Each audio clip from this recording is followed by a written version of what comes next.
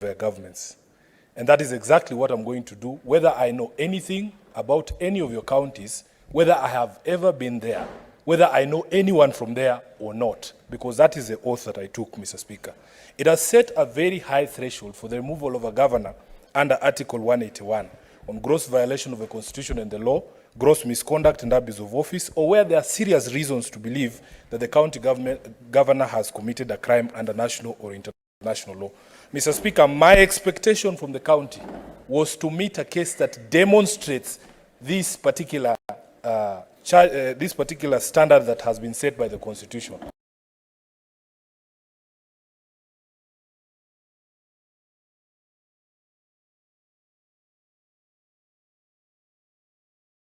Now, there is one telling thing that came from the submissions of council, my good friend Thiankolu, that in fact the motivation of the MCAs does not matter.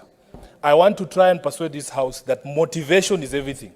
The reason why human beings do things is absolutely critical to the doing of those things. Mr. Speaker, because what motivation does, it sets a goal for you, and then you look for a means to get to that particular goal. We have seen the evidence that has been laid here demonstrate clearly that a decision was made that Kawira Mwangaza had to go as a governor of Meru. And then steps and plans were put in place to be able to meet that particular goal. And that is something that I cannot abide as a senator sworn to protect the interests of counties. Mr. Speaker, I want to speak to two analogies that have, been used quite extensively by the team from the county assembly. One, Mr. Speaker, is the analogy of the scorpion and the frog.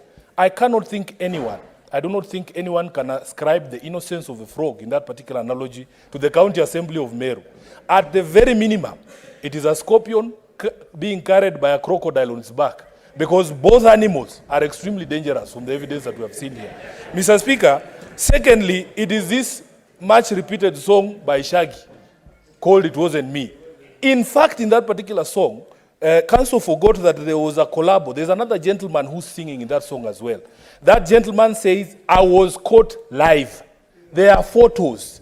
There is evidence. That is what we expected from the county assembly. In the evidence of the photos of this gentleman on the counter, in the shower, as the council sang, Mr. Speaker, it is difficult for me to get behind the case by the county assembly. I rest my case.